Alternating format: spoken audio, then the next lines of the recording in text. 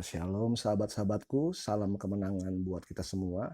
Tuhan Yesus baik, amin. Selamat pagi. 2 Timotius 3, ini yang menjadi pesan Tuhan buat semua kita. Ayat yang ke-1 dikatakan begini, sebab pada hari-hari terakhir akan ada masa sukar. Ini yang saya mau kasih tahu buat saudara, apa yang Tuhan taruhkan dalam hati saya, dalam 2 Timotius 3 ayat 1, tolong dibuka lagi kalau yang baru dengar, bahwa pada hari-hari terakhir akan ada masa-masa sukar. Nah, kita tidak bisa pungkiri hari-hari ini adalah hari-hari yang penuh dengan masa-masa sukar. Sukar untuk keluar rumah karena keadaan virus corona, sukar untuk bekerja, dibatasi, sukar untuk mencari nafkah karena semua dibatasi. Dan banyak ruang lingkup kehidupannya orang ini sukar toh. Orang nggak bisa pungkiri itu, betul nggak? Masa sukar sementara terjadi. Masa sukar yang lebih sukar dari zaman-zaman sebelumnya sementara terjadi.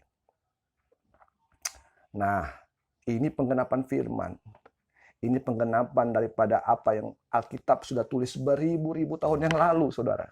Bahwa pada hari-hari terakhir, jadi ini hari-hari terakhir, akan ada masa-masa sukar. Nah, jadi pertanyaan, apa itu hari-hari terakhir, Pak Pendeta? Hari-hari terakhir itu adalah hari-hari di mana kita sebagai orang percaya sementara ada dalam penantian kedatangan Tuhan Yesus kedua kali. Apa itu hari-hari terakhir, Pak Pendeta? Berarti sudah tidak lama. Penggenapan di mana Yesus akan menjemput mempelainya. So itu kalau orang sebagai anak-anak Tuhan, mengaku sebagai orang yang percaya kepada Yesus, mengaku ingin masuk surga, mengaku supaya nanti Tuhan Yesus jemput orang, karena ini hari-hari terakhir. Kalau masih minum, kalau masih bawa rokok, kalau masih bahu gel, kalau masih hidup dalam persinahan, narkoba, atau saat ini di unit handphone ada pornografi, cepat hapus, minta ampun Pak Tuhan, bertobat.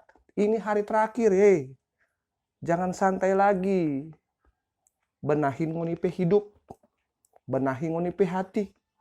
Benahi ngunipe karakter.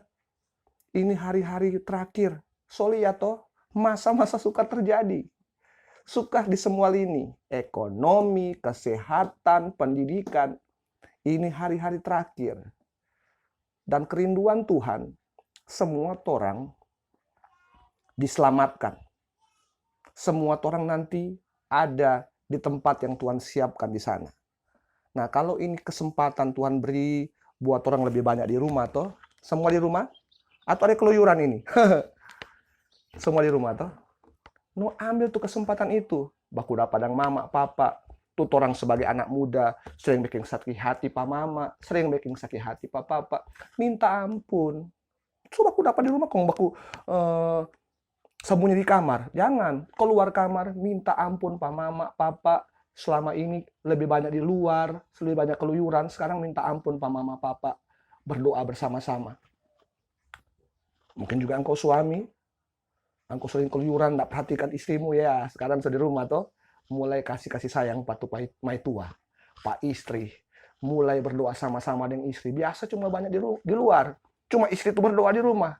Mulai sekarang berdoa dengan istri sama-sama. Ini hari-hari terakhir.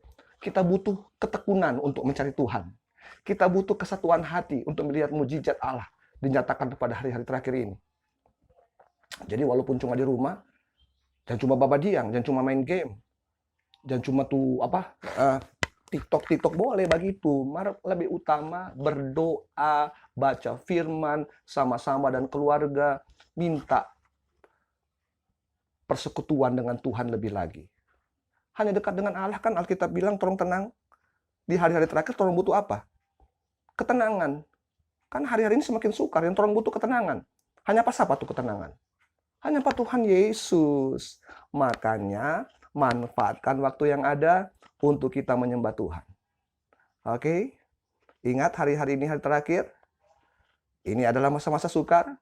Tetap berjaga-jaga, tidak usah khawatir.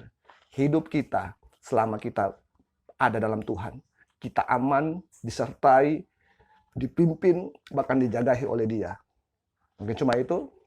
See you next game. Salam kemenangan. Shalom.